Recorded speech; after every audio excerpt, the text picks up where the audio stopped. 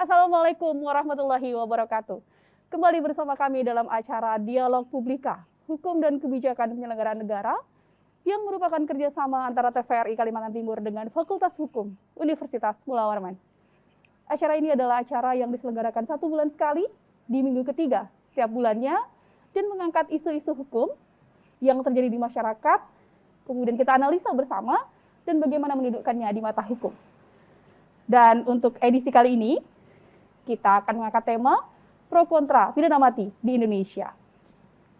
Pro kontra pidana mati di Indonesia muncul ketika ada vonis dari hakim terhadap satu kasus yang cukup fenomenal di tengah-tengah masyarakat. Kalau kita berkaca di tahun 2018 yang lalu, ada satu peristiwa di mana pelakunya di 21 April 2021 kemarin diberikan hukuman mati oleh Pengadilan Negeri atas kasus penyerangan Brimob. Kemudian juga ada kasus di 2019 ketika seorang hakim yang dibunuh oleh istrinya sendiri dan kemudian di Juli 2021 kemarin divonis mati oleh Pengadilan Negeri Medan. Nah, untuk membahas hal itu telah hadir bersama kita 2 orang narasumber yang hadir langsung di studio dan melalui Zoom meeting. Kita sapa dulu terlebih dahulu. Assalamualaikum warahmatullahi wabarakatuh, Ibu Orin. Waalaikumsalam warahmatullahi wabarakatuh. Ya. Ibu Orin Gustandini, SHMH adalah dosen Fakultas Hukum Universitas Mula Warman, ahli pidana, Bu ya. Baik. Selanjutnya juga telah hadir secara virtual Bapak Dr. Despan Heriansa. Assalamualaikum, Pak Despan. Waalaikumsalam, Ibu. Ya, bagaimana kabarnya, Pak? Baik, alhamdulillah di Iya. Jakarta sedang hujan. Baik, Pak Despan adalah peneliti Pusham Universitas Islam Indonesia. Nah, di samping 2 orang narasumber ini juga telah hadir bersama kita rekan-rekan mahasiswa dari Fakultas Hukum Universitas Mula Warman. Kita sapa terlebih dahulu. Assalamualaikum. Ya, rekan-rekan mahasiswa telah hadir bersama kita. Baik, ya insya Allah nanti sama-sama kita akan berdiskusi dengan 2 orang narasumber. Baik pemirsa, sebelum kita masuk ke dialog bersama dengan narasumber, mari kita saksikan tayangan pengantar berikut ini.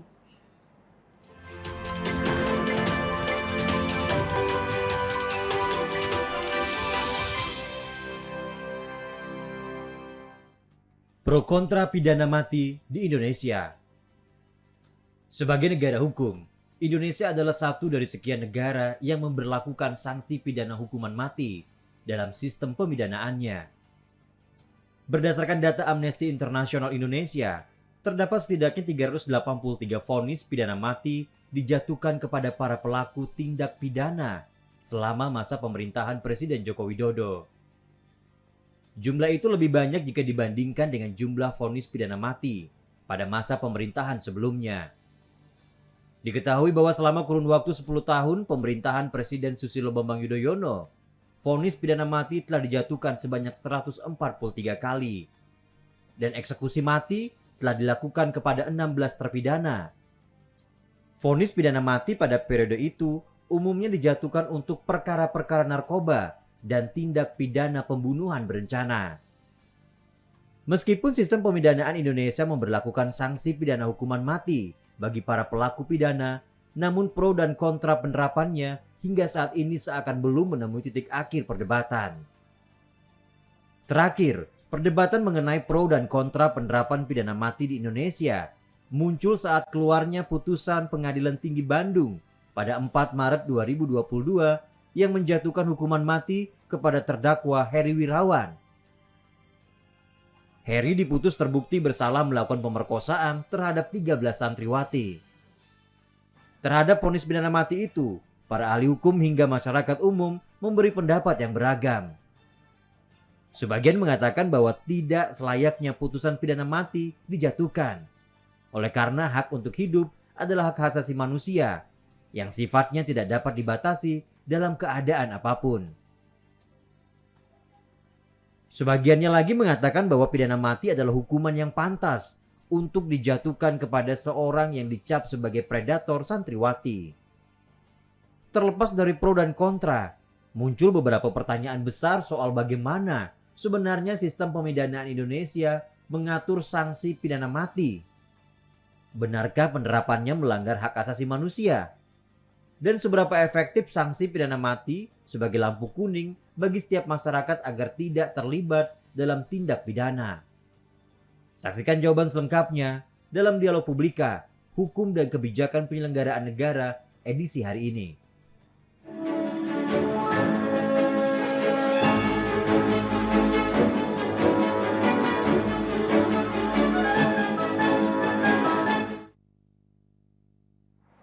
Baik, bagaimana sistem pemidanaan di Indonesia? Apakah pidana mati itu melanggar hak asasi manusia dan apakah akan efektif? Kita akan bahas itu bersama Ibu Orin. Bu Orin, sebenarnya kalau kita lihat hukum di Indonesia, apa saja sih Bu yang ancaman hukumannya itu bisa dipidana mati? Oke, baik. Terima kasih Mbak Rahma. Jadi sistem pemidanaan di Indonesia itu memang menganut hukuman mati. Beberapa di antaranya itu terdapat di dalam KUHP. Mungkin kasus yang paling sering terjadi itu yang dijatuhkan hukuman mati adalah pembunuhan berencana. Lalu juga ada undang-undang di luar KUHP yang kemudian menjatuhkan hukuman mati. Misalnya undang-undang itu undang-undang Tipikor, terorisme, narkotika, juga undang-undang perlindungan anak jika terjadi perkosaan terhadap anak yang menyebabkan beberapa akibat. Nah, itu bisa dijatuhi hukuman mati. Oke, artinya pemidanaan vonis mati ini di kasusnya Pak Heri ini masuk Bu ya? Iya. Sebagai yang diancam dengan hukuman mati. Sebagai perbuatan yang diancam dengan hukuman mati. Layakkah dia dihukum mati? Saya kira penilaian layak atau tidaknya itu berdasarkan fakta-fakta yang ada di persidangan, dan hakim juga harus menggali nilai-nilai yang ada di masyarakat untuk memenuhi rasa keadilan masyarakat. Jadi fakta-fakta yang ada itulah yang kemudian menjadi pertimbangan hakim untuk menjatuhkan vonis mati itu. Jadi poinnya adalah fakta persidangan ya, bukan kemudian yang beredar gosip-gosip di tengah-tengah masyarakat begitu.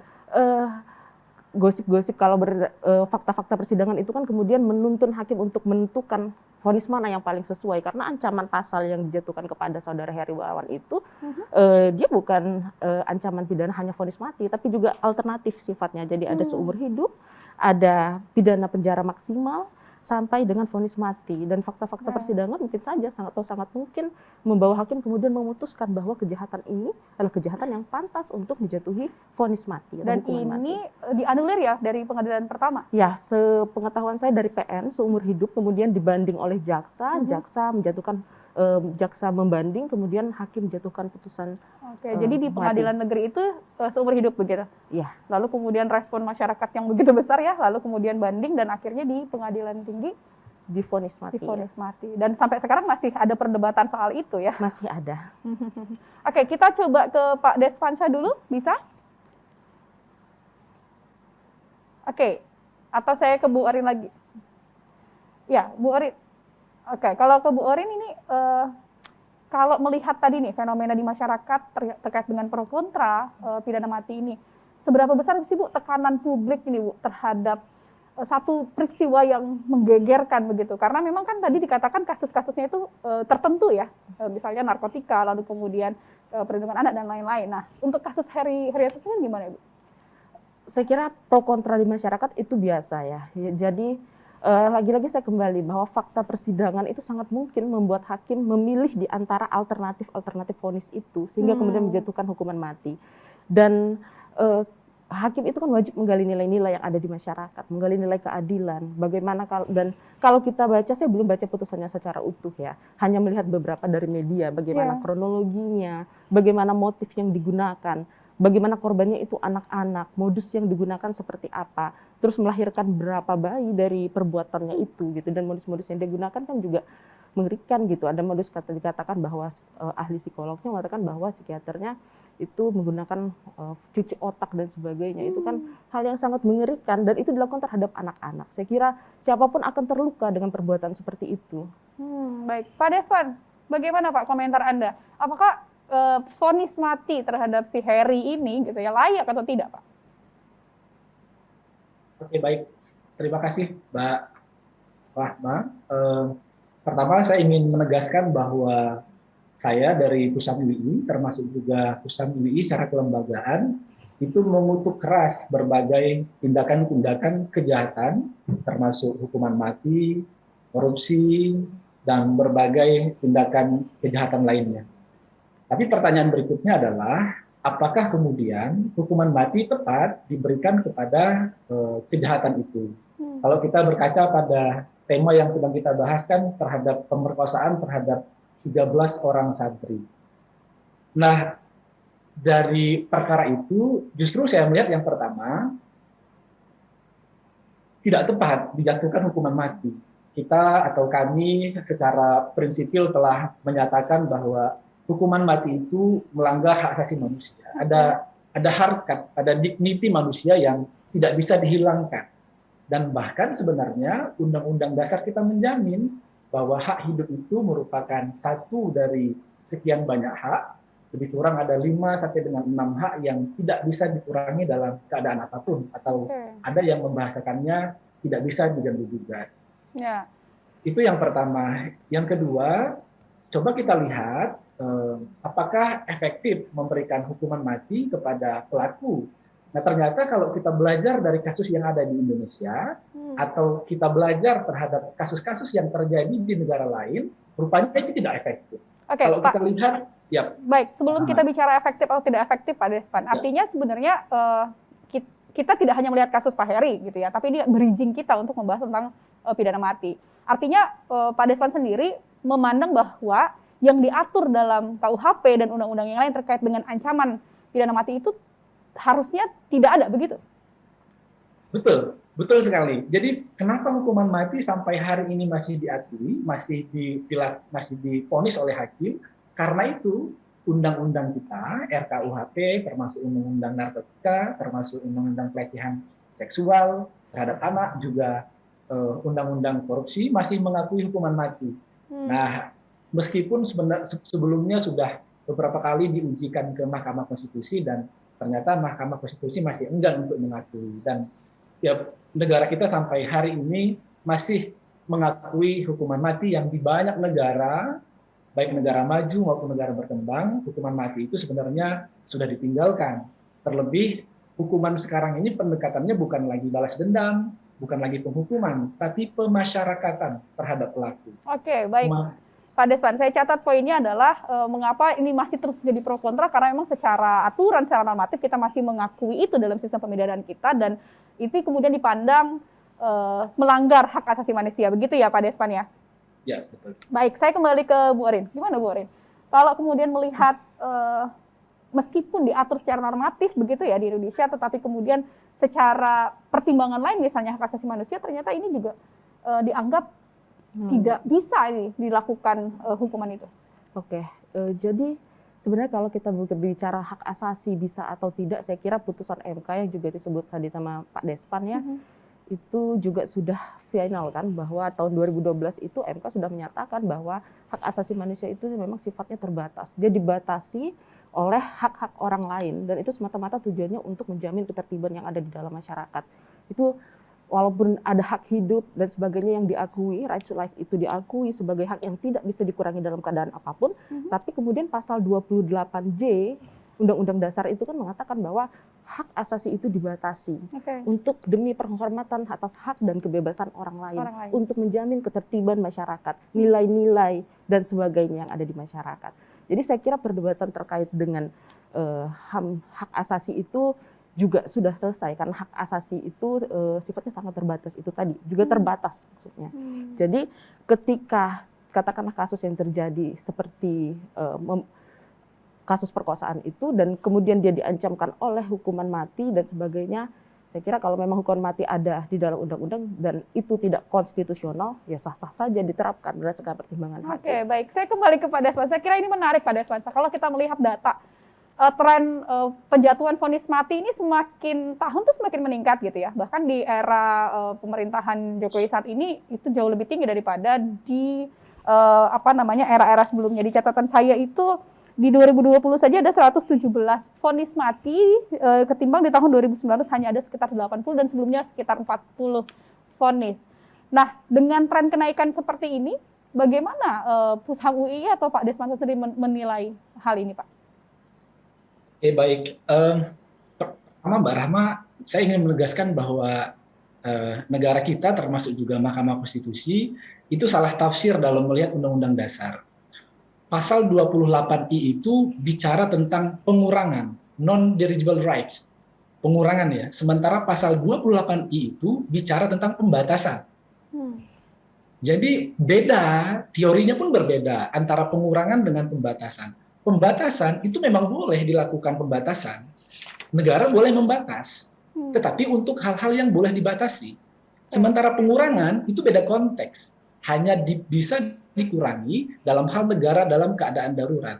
Yang tidak dapat dikurangi ada atau non-dirigible right. Salah satunya adalah hukuman mati. Maaf, maksud saya hak untuk hidup. Jadi tafsirnya berbeda antara menafsirkan pasal 28I dengan menggunakan pembatasan yang ada di 28J. Artinya vonis mati ini bukan bagian dari pembatasan begitu ya Pak ya? Betul, betul sekali. Artinya itu bukan bagian dari pembatasan. Jadi yang dimaksud dengan pembatasan itu misalkan begini Mbak, ada koruptor yang dibatasi hak politiknya sampai dengan 5 tahun setelah dia terbukti melakukan korupsi. Itu baru pembatasan. Atau misalkan ada demo mahasiswa nih, boleh Mbak Putri, Mas Ajrin dan yang lain-lain, boleh demo karena itu bagian dari cara menyampaikan ekspresi, tapi dibatasi untuk tidak demo di tempat-tempat ibadah, saat sedang upacara, itu yang dimaksud dengan pembatasan. Tapi hak untuk hidup itu bukan bagian dari pembatasan hak asasi manusia. Ia melekat pada setiap manusia dan dikurangin pun nggak boleh dalam kondisi darurat. Apalagi kalau sekedar pembatasan. Tapi kalau melihat bentuk kejahatan yang begitu keji begitu ya Pak ya, apalagi kemudian kasus Pak Heri, lalu kemudian kasus pembunuhan berencana dan lain-lain, lalu kemudian kita melihat respon di masyarakat, secara naluriah tuh juga pantas deh gitu ya. Karena kita kalau bicara pantas atau tidak pantas kan memang sangat subjektif begitu. Tapi kalau melihat bagaimana kemudian respon dan dinamika yang terjadi di masyarakat, dikaitkan dengan teori lagi itu gimana Pak kalau Bapak? Oke, sebaiknya kita menghubungkan ini dengan efektivitas tujuan pemidanaan. Ya. Tadi Mbak Rahma sudah menyentuh bahwa ternyata sejak 2016 setelah kita mengakomodir hukuman mati untuk kejahatan seksual, sampai dengan hari ini sama sekali tidak ada penurunan. Yang terjadi justru meningkat. Itu juga yang terjadi di India, Mbak. Itu juga yang terjadi di Bangladesh, termasuk juga di Pakistan. Negara-negara yang mengakomodir hukuman mati untuk pelaku kejahatan seksual, tidak ada penurunan terhadap angka kejahatan seksual. Artinya nggak ada korelasi kan ya. Kalau kita lihat kasus yang lain, narkotika dan juga korupsi misalkan. Cina yang masih mengakui hukuman mati terhadap koruptor, termasuk juga negara-negara di sebagian besar Arab Saudi, ternyata tidak berimplikasi pada menurunnya itu angka kejahatan terhadap berbagai yang dihukum dengan hukuman mati itu. Dan kenapa kok ini masih diakui di masyarakat kita? Animonya masih begitu besar terhadap hukuman mati. Saya kira secara pribadi saya ingin mengatakan bahwa ini karena aspek literasi yang belum begitu baik dilakukan oleh pemerintah. Kita masih beranggapan bahwa pidana itu ya balas dendam gitu. Padahal kan sekarang perkembangannya hukum pidana modern itu sudah bergeser, bukan lagi balas dendam. Ya, terima kasih Pak Desvan. Sebenarnya saya ingin bertanya lagi bagaimana kemudian kaitannya dengan rasa keadilan kalau kita terkait dengan efek jerah. Tapi tentu saja kita saksikan dulu jeda iklan berikut ini.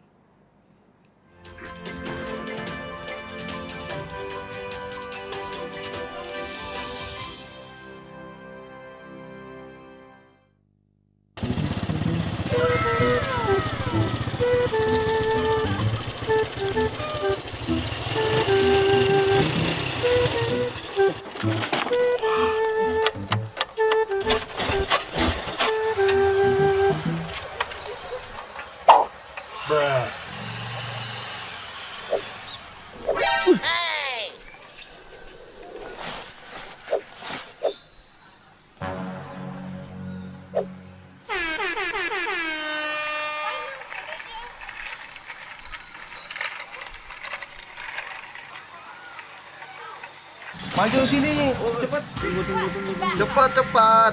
Puji. Apa? Lihat nih, si Ipul. Loh. Ini kan aku kenal orangnya. Kok dia sekarang gini ya?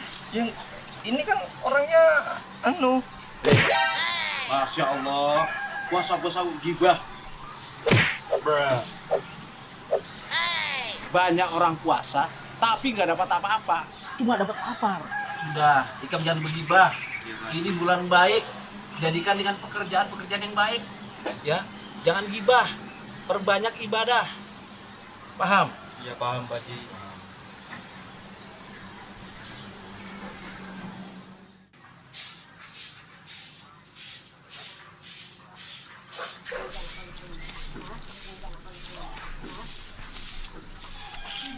Assalamualaikum. Waalaikumsalam. Pak, ada tamu, Pak. Ini ada bantuan ini. Terima kasih banyak Pak, bantuannya Pak. Ya, mari. Ya. Kita dapat bantuan. Iya nih, Mas. Apa nih? Wah, dapat minyak. Alhamdulillah.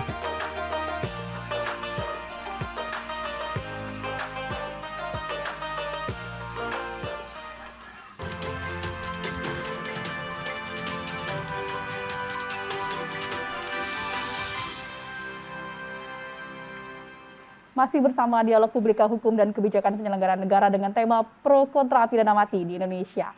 Saya ke Bu Orin dulu. Bagaimana Bu Orin tanggapannya terhadap pernyataan Pak Desvan tadi bahwa teorinya tuh nggak nyambung Bu gitu.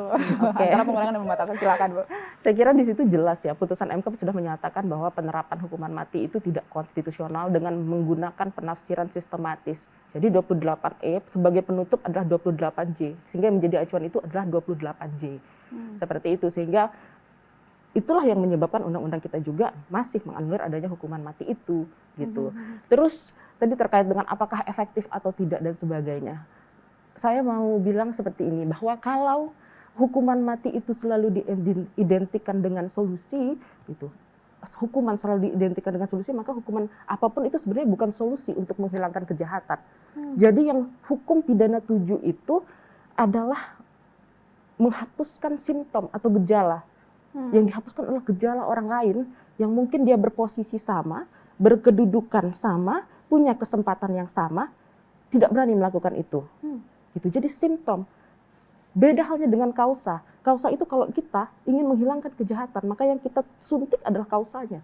Dan kausa itu butuh banyak aspek untuk menghilangkan kejahatan itu. Itu yang fungsi dari hukum pidana itu. Jadi tujuan sampai dari saat ini menurut Bu Orin masih layak dan tepat saja ya pengaturan tepat terkait saja, dengan, dan itu kan juga pidana. diatur dalam pasal 6 ayat 2 Kovenan Hak-Hak Sipil dan Politik, bahwa bagi negara-negara yang belum menghapuskan hukuman mati, maka vonis mati bisa dijatuhkan, tapi hanya untuk kejahatan-kejahatan yang sifatnya serius atau the most serious crime.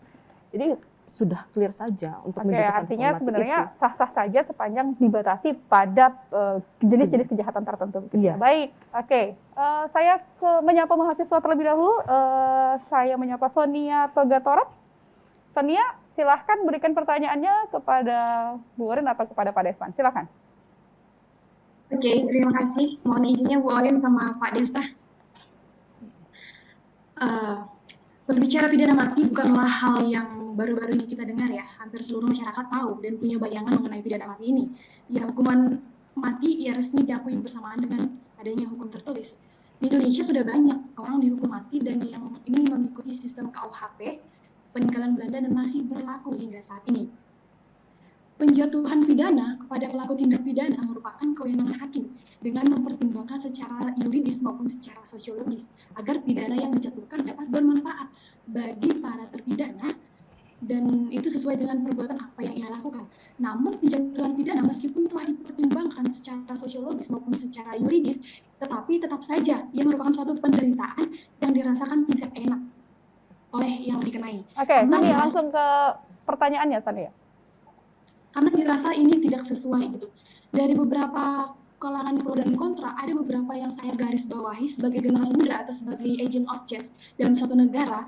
Ada dua hal yang paling urgent yang selalu dibahas oleh para pihak pro dan kontra. Yang pertama itu hukuman mati lahir sebelum perubahan UUD 1945 yang harus secara tegas dicabut dan dinyatakan tidak berkekuatan hukum. Itu yang pertama. Dan yang kedua kita lihat tidak boleh lagi ada produk perundang-undangan yang baru yang mencantumkan hukuman mati. Ya buat Indonesia, hukuman mati ini ya sudah seharusnya selesai gitu. Yang menjadi pertanyaan saya itu banyaknya argumen yang disampaikan antara pihak pro dan kontra.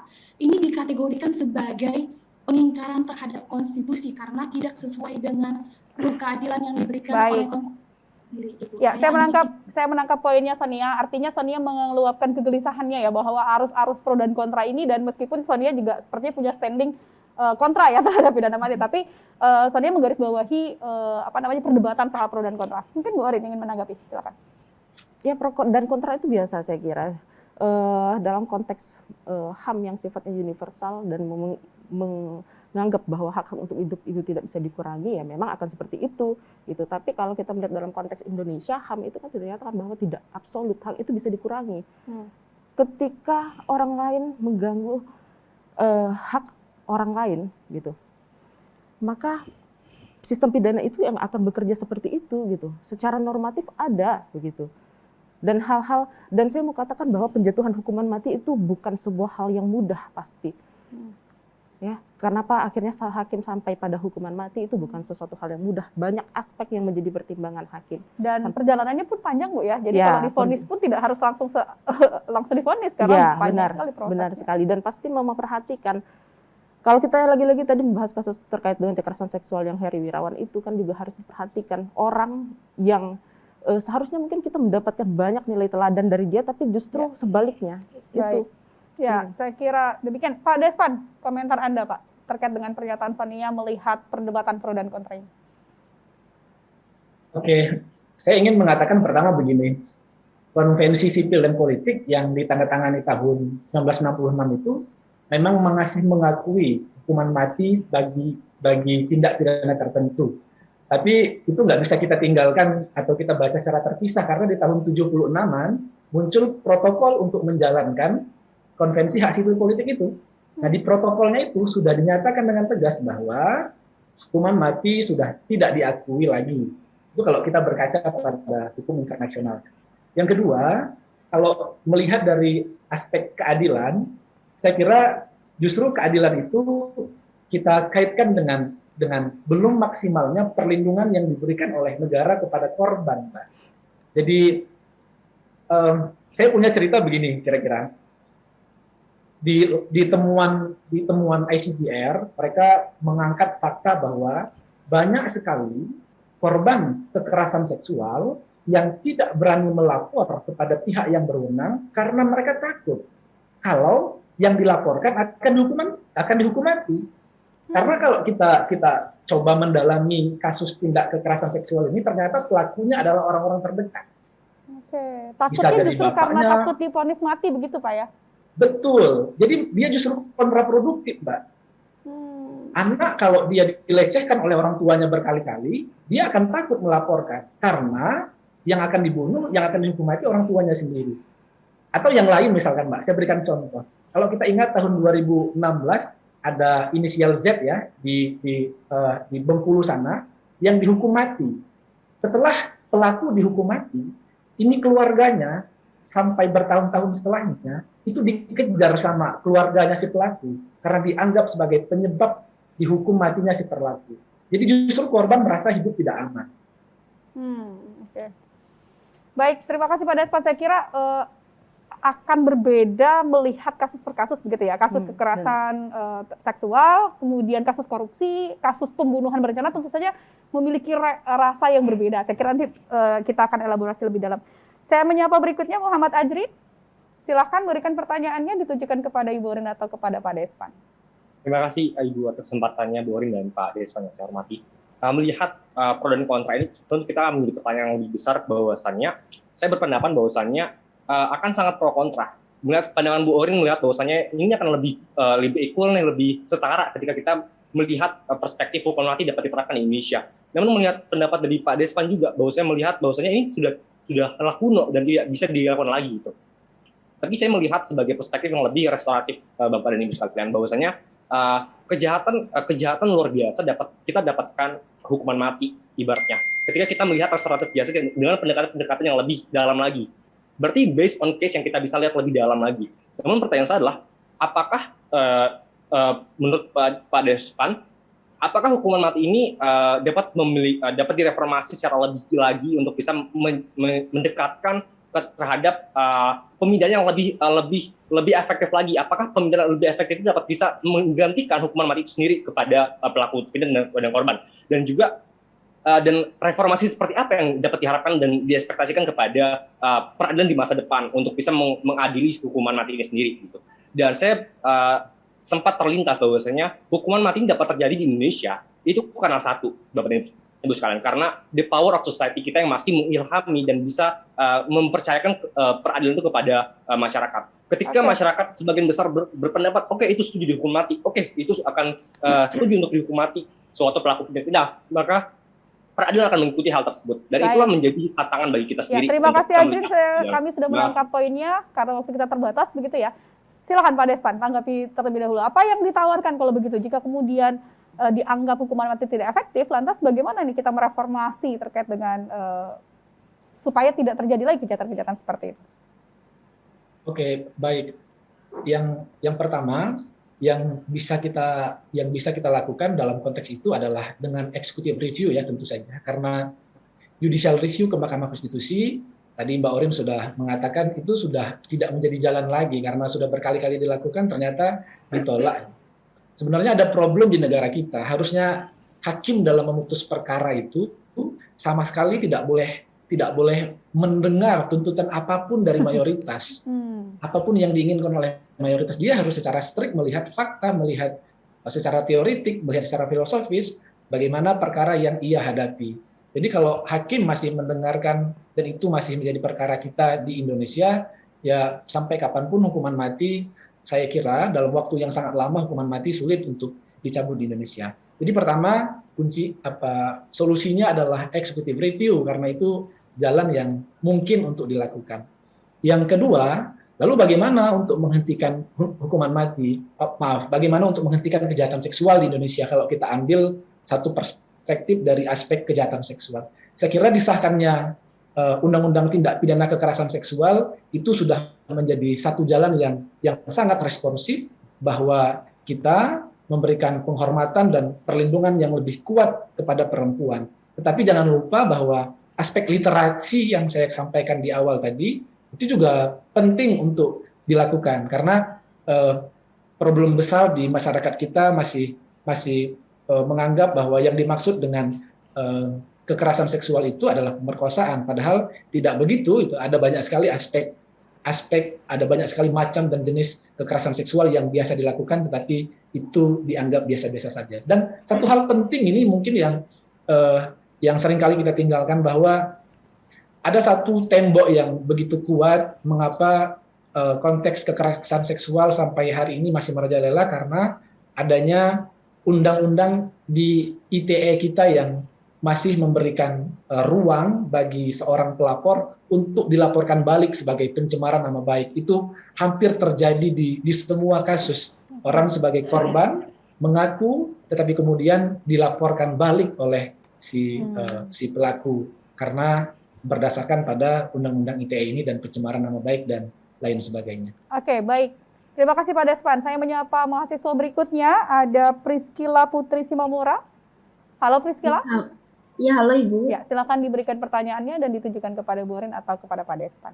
Ya, terima kasih Bu Rahma atas kesempatannya. Saya akan membawa pasal 121 ayat 2 Undang-Undang Narkotika yang menyebutkan dalam hal penggunaan narkotika terhadap orang lain atau pemberian narkotika golongan 2 untuk digunakan orang lain sebagaimana dimaksud pada ayat 1 mengakibatkan orang lain mati atau cacat permanen. Pelaku dipidana dengan pidana mati, pidana penjara seumur hidup, atau pidana penjara paling lama paling singkat 5 tahun dan paling lama 20 tahun, dan pidana denda maksimum sebagaimana dimaksud pada ayat 1 ditambah 1/3. Lalu yang menjadi pertanyaan saya yang akan saya tunjukkan kepada Pak Despan, bagaimana perspektif hak asasi manusia dalam melihat pasal tersebut yang menurut saya mencederai hak asasi manusia pada dua sisi, yaitu pada sisi terpidana yang dihukum mati, dan pada sisi seseorang atau bahkan banyak orang atau generasi mendatang yang dilanggar hak asasi manusianya, yaitu menurut pasal 3 DUHAM, yaitu setiap orang berhak atas kehidupan, kebebasan, dan keselamatan sebagai individu. Terima kasih. Oke, baik. Terima kasih Sania. Ini ditujukan ke Pak Despan. Pak Despan kembali lagi Pak mengkaitkan antara pidana mati ya dengan hak asasi manusia. Bagaimana komentarnya Pak? Baik, itu pertanyaan yang sangat baik ya. Pertama saya ingin katakan begini Mbak Rahma, seluruh lapas di Indonesia itu overcrowded 104%. Kita bisa bayangkan, lapas yang isinya harusnya hanya 40 orang, diisi oleh 80 orang. Itu overcrowded di mana-mana, hampir di seluruh Indonesia. Salah satu penyumbang tertingginya adalah pengguna narkotika. Jadi memang dorongan kami selaku aktivis hak asasi manusia dan teman-teman aktivis HAM yang lain mendorong agar ya pengguna narkoba sebaiknya bukan tempatnya lagi untuk dibawa ke pengadilan kemudian dipenjara. Jadi Mas Ajrin menawarkan dengan sangat baik bagaimana restoratif justice itu sebenarnya bisa menjadi tawaran di masa depan bagi aspek pelaku atau pengguna narkoba ini. Yang kedua, saya setuju bahwa kita lihat di Filipina lah ya, Mbak Putri, si Duterte itu membunuh secara membabi buta siapa saja yang terindikasi mengedarkan narkoba. Tapi apakah di sana menjadi lebih baik kejahatan narkobanya? Ternyata enggak juga. Gitu. Jadi selain itu melanggar hak asasi manusia, juga itu tidak efektif untuk dilakukan dalam konteks tindak pidana narkotika itu. Respon saya begitu. Baik, terima kasih Pak Desan. Saya mungkin ke Bung Orin sebentar, Bung Orin. Melihat perkembangan ya yang terjadi di diskusi kita hari ini gitu ya. Lagi-lagi kan hak asasi manusia dianggap sebagai timbangan ya untuk kemudian menilai bahwa pidana mati itu bukan hal yang tepat begitu. Nah, Bung Orin sendiri bagaimana? Saya kira ancaman pidana mati ini kan harus diluruskan ya. Pidana mati misalnya tadi dalam konteks kita tariklah ke undang-undang kekerasan seksual, ke perlindungan anak gitu, atau undang-undang yang lainnya juga bisa, misalnya tipikor, terorisme dan sebagainya. Sebenarnya hukuman mati itu tidak diancamkan pada semua jenis perbuatannya itu gitu. Jadi misalnya kekerasan seksual apakah cuma semuanya hukuman mati enggak? Enggak, semuanya tidak dihukum mati. Dalam keadaan-keadaan tertentu memberikan syarat yang sifatnya sangat limitatif. Misalnya itu tadi yang saya katakan bahwa kalau misalnya tipikor gitu, dia dilakukan dalam keadaan tertentu, kita bisa lihat syarat-syaratnya bencana alam, krisis moneter dan sebagainya. Kalau dalam kasus perlindungan anak misalnya, kasus kekerasan seksual, kapan dia bisa dijatuhi hukuman mati? Kalau korbannya lebih dari 1 orang gitu. Dia menyebabkan rusaknya organ reproduksi, meninggal gitu, dan itu terhadap anak gitu. Maka vonis mati itu bisa saja dijatuhkan. Jadi yang dilihat itu tidak semua jenis delik di dalam hukum pidana itu dijatuhi hukuman mati. Jadi ada spesial sendiri, ada syarat-syarat yang sifatnya sangat limitatif. Dan lagi-lagi itu tadi, undang-undang TPKS itu angin segar. Iya, angin segar, karena yang harus diubah adalah paradigma. Lagi-lagi yang saya katakan tadi bahwa hukum pidana itu ya dia memang nestapa, memang derita begitu. Jadi memang patut diberikan. Siapa yang berhak untuk memberikan vonis mati itu ya hakim di pengadilan berdasarkan fakta-fakta di persidangan. Seperti itu kalau menurut Artinya saya. memang menurut Bu Orin ancaman hukuman mati ini memang masih layak gitu, masih tepat gitu diberikan mengingat kejahatan yang dilakukan itu begitu ya? Iya, karena teori prevensi umum modern relatif ya dalam hukum pidana, tujuan pidana itu bahwa kalau hukuman mati itu dia memang tidak bisa memberikan prevensi khusus untuk mencegah si orang ini kemudian tidak melakukan kejahatan karena dia mati kan. Tapi masih ada fungsi lainnya dari teori relatif yang merupakan teori modern itu adalah apa? Prevensi umum. Untuk menakut-nakuti orang pada posisi, kedudukan dan kesempatan yang sama agar tidak melakukan itu. Itulah teori Van Verbach, bahwa itu adalah teori psikologi Zhuang. Jadi itu bisa saja dijatuhkan selama masyarakat itu masih menganggap itu suatu hal yang layak. Menilai bahwa telah terjadi berlaku itu gimana, Bu? Indikatornya apa? Bahwa yang diinginkan dari pidana mati itu tercapai. Gitu. Ya saya kira itu lagi tadi bahwa hakim itu harus melihat, menggali nilai-nilai yang ada dalam masyarakat. Motif-motif kejahatan, modusnya sebagainya itu kan ada di fakta persidangan. Baik. Itu yang perlu kita lihat pertimbangan-pertimbangan yang seperti itu. Diskusi kita semakin menarik, saya kira Bu Orin, mahasiswa dan Pak Desvan, namun kita harus kembali setelah jeda iklan berikut ini.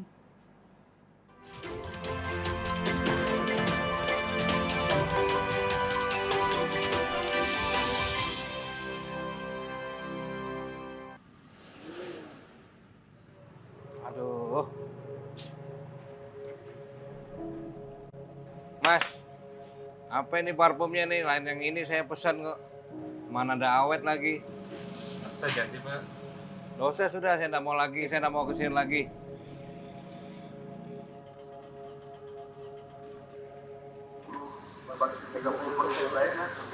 Kalau kita berusaha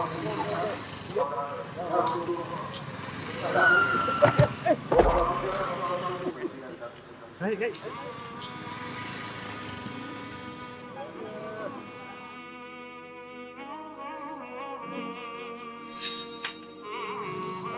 Pak.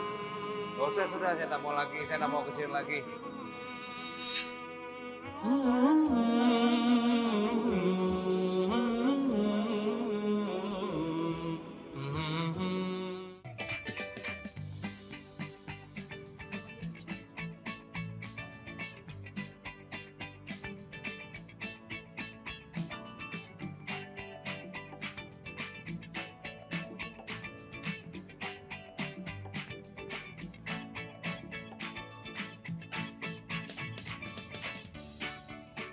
Gimana? Bersih dan jernih kan siarannya? Jangan khawatir, semua ini gratis. Tidak perlu beli kuota internet dan nggak perlu biaya berlangganan. Bagi kamu yang masih menggunakan TV analog, cukup dengan satu langkah mudah. Untuk televisi yang sudah siap digital, cukup scan ulang siaran TV kamu untuk menangkap siaran TV digital. Banyak pilihan programnya, bersih gambarnya, jernih suaranya, dan canggih teknologinya. Ayo, kita beralih ke siaran televisi digital.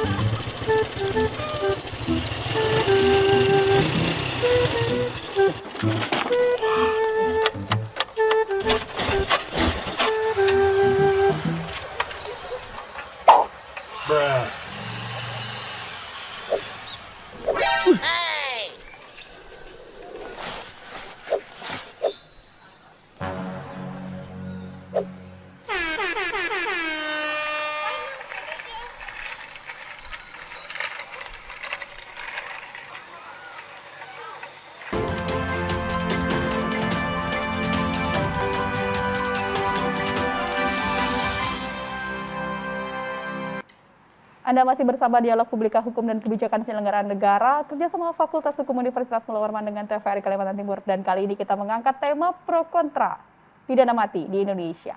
Masih ada satu mahasiswa yang ada di Zoom meeting. Saya sapa Eza Rifki.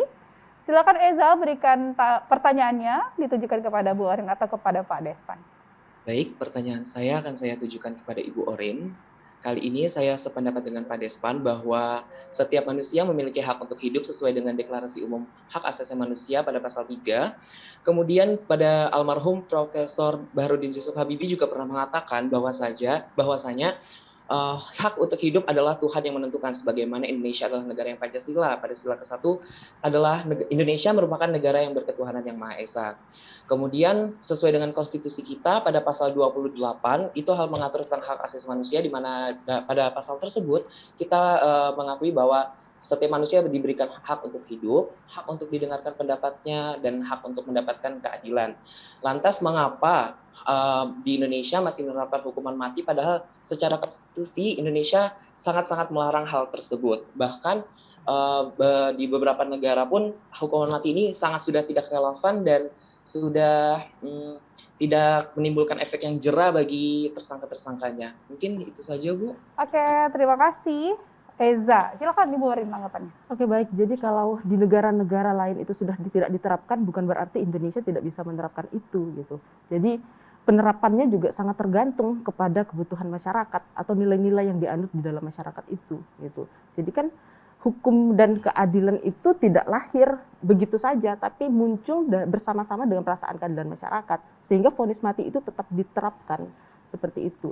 Dan lagi-lagi saya mau singgung bahwa kalau kita tarik lagi di dalam kasus kekerasan seksual, itu kan sifatnya sangat kasuistis. Kalau misalnya dikatakan korban itu kemudian menjadi takut sehingga tidak melaporkan dan lain sebagainya, itu sangat kasuistis gitu. Buktinya ada kasus kekerasan seksual yang terjadi baru-baru ini gitu kan, yang kasus Heri Wirawan ini, yang kemudian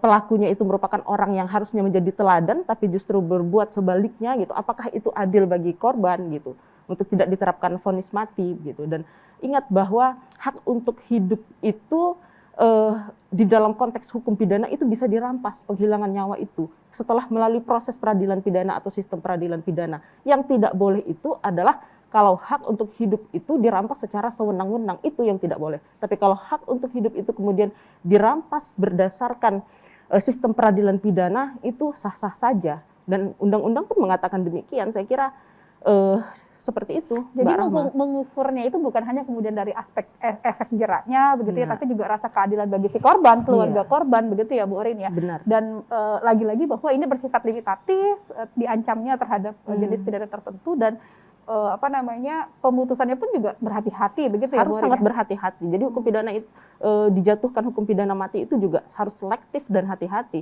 Karena undang-undang saja sudah memberikan syarat-syarat yang sifatnya sangat limitatif itu kan, mensyaratkan keadaan-keadaan tertentu. Jadi tidak semua dijatuhkan hukuman mati. Baik, Seperti terima kasih itu, Bu saya Orin. kira. Saya ke Pak Despan lagi deh gitu. Pak Despan, ini yang ditawarkan kan tidak ada ancaman mati begitu ya Pak, sehingga tidak ada vonis mati bagi pelaku kejahatan apapun, mau dia kekerasan seksual, mau dia narkotika, ataupun tindak pidana korupsi. Lantas apa nih kira-kira tawarannya terhadap konteks sistem pemidanaan kita jika kemudian meniadakan hukuman mati? Oke, baik. Saya ingin memulai dari sini, Mbak Rahma. Hak asasi manusia itu melekat pada setiap individu, siapapun, kapanpun, dan dimanapun. Dia tidak bergantung pada negara ya. Jadi ada atau tidak negara, hak kita untuk hidup itu tetap ada. Jadi siapapun nggak bisa mencabut, termasuk negara. Hak kita untuk hidup ini tidak diberikan oleh negara, enggak diberikan oleh hukum, enggak diberikan oleh hukum. Apakah diberikan oleh konstitusi? Enggak juga. Hak hidup itu melekat pada setiap individu. Jadi nggak bergantung dia diatur atau tidak oleh negara, diatur atau tidak oleh hukum. Oleh karena itu, karena dia melekat pada setiap individu, siapapun nggak boleh mencabutnya. Atas nama apapun juga tidak boleh dicabut. Lalu pertanyaannya tadi, bagaimana untuk efektivitas hukuman ke depan kalau hukuman mati ini sudah tidak boleh? Saya ingin bilang begini, hukuman penjara yang diberikan pada kasusnya si Heri Wirawan itu sudah lebih baik, sudah jauh lebih baik.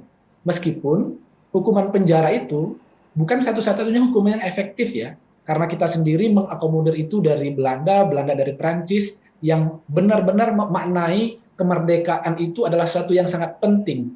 Tapi enggak ternyata di Indonesia, enggak efektif juga hukuman penjara itu. Oleh karena itu kita harus bersama-sama berpikir, Mbak Orin sebagai salah satu ahli pidana, untuk bagaimana mencarikan mekanisme hukuman yang lebih tepat, agar kalau kita memiliki pendekatan penjara, ternyata penjara sendiri sudah penuhnya penjara itu menunjukkan banyak hal, yang salah satunya ternyata hukuman penjara juga nggak efektif. Harus ada pendekatan baru yang nggak menguntungkan juga. Negara kita itu kehabisan anggaran untuk mendanai atau membiayai pelaku tindak pidana yang ada di lembaga pemasyarakatan di seluruh Indonesia. Jadi mungkin sanksi yang lebih, misalkan menempatkan mereka di satu tempat, yang di tempat itu bisa dimanfaatkan sumber daya apa yang mereka miliki untuk bercocok tanam, untuk bertani, atau untuk memproduksi satu barang tertentu. Itu rasanya jauh lebih efektif ya. Tapi ingat, pendekatan pertamanya, hukuman itu bukan hukuman pidana itu bukan balas dendam. Oke, baik. Bukan memberikan derita, tapi memasyarakatkan. Baik. Agar gimana caranya waktu dia keluar dari penjara, dia bisa diterima kembali ke masyarakat. Baik. Bisa berinteraksi kembali. Oke, Pak Despan, ini kan tadi lagi-lagi kita kaitkannya dengan efektivitas begitu Pak Despan. Nah, sementara tadi dikatakan penjara juga ternyata tidak efektif. Jadi kita masih mencari model gitu ya untuk melakukan hukuman terhadap pelaku kejahatan. Nah, apakah ada negara lain gitu ya yang menerapkan hukuman alternatif tadi dan terbukti efektif, Pak Despan? Negara-negara yang lain itu, Mbak, negara-negara maju ya, justru penjaranya kosong, justru penjaranya nggak ada. Jadi keberhasilan negara itu bukan saat lembaga pemasyarakatannya berhasil mencari alternatif hukuman, tapi saat penjaranya kosong. Itu membuktikan bahwa literasi masyarakatnya sudah cukup baik, penghormatan terhadap perempuan misalkan kalau kasus perempuan, dan negaranya sudah jauh lebih berhasil melindungi setiap warga negaranya agar tidak menjadi korban tindak pidana kekerasan. Kekerasan apapun itu bentuknya. Kalau kita lihat negara-negara di Skandinavia, ya, negara-negara Swiss, negara Denmark, atau Norwegia, negara-negara yang penjaranya sepi gitu. Oke, tapi Jadi tindak kejahatannya efektivitasnya- juga turun, Pak? Betul, Apakah tindak kejahatan turun. Oke, baik. Saya ke Bu Orin, silakan Bu Orin tanggapannya. Saya kira negara lain itu sekali lagi tidak bisa dicaplok untuk kemudian diterapkan di Indonesia. Buktinya di Amerika hampir 30 negara bagiannya masih menerapkan hukuman mati gitu, berdasarkan kehendak atas masyarakatnya. Apa yang salah dengan hukuman mati yang ada di Indonesia? Selama syarat-syaratnya tadi itu bersifat limitatif gitu. Mencari model pun akan butuh waktu begitu, Bu Orin? Ya lagi-lagi begini. Itu tadi yang selalu saya bilang, pidana ini nestapa, pembalasan di samping kalau dikatakan bukan pembalasan, pidana itu terjemahannya adalah nestapa dan derita, tapi ada juga yang Tapi lain. bukan balas dendam begitu? Tapi bukan salah satunya, tidak satu-satunya. Jadi ada alternatif prevensi umum, prevensi khusus gitu. Mengapa kejahatan? Bagaimana cara menghilangkan kejahatan? Kausanya yang disuntik, kausanya yang dihilangkan. Pemicunya itu juga di negara lain mungkin nggak semata-mata pidana, tapi berkesudahan, tapi itu kan jangka panjang. Kalau jangka pendek kasus sudah terjadi, keadilan bagi korban harus berperspektif korban. Kebanyakan kasus-kasus kekerasan seksual itu tidak berperspektif korban. Baik, Bu Orin, 1 menit untuk closing statement, Bu Orin. Saya kira vonis hukuman mati di Indonesia selama masih dianggap bisa membina atau bisa menertibkan masyarakat, saya koreksi, bisa menertibkan masyarakat, itu sah-sah saja untuk diterapkan. Karena penerapannya pun sekali lagi dia bersifat limitatif, sedangkan kalau kita menginginkan kejahatan itu tidak terjadi sama sekali atau sangat-sangat rendah, itu kausanya yang harus dihilangkan. Pidana itu mempunyai sifat menghilangkan atau mencegah orang lain untuk melakukan kejahatan. Gitu. Jadi gejalanya, simptomnya yang harus dihilangkan. Dan seperti itulah pidana memang seperti itu. Oke, terima kasih Bu Orin. Kita ke Pak Despan, silakan Pak Despan closing statement-nya. Oke, baik. Saya kira saya kan bilang begini, bahwa tidak ada yang selesai dalam bernegara, termasuk juga dalam berhukum. Hukum itu berkembang menurut perkembangan zaman, perkembangan pola pemikiran dan paradigma.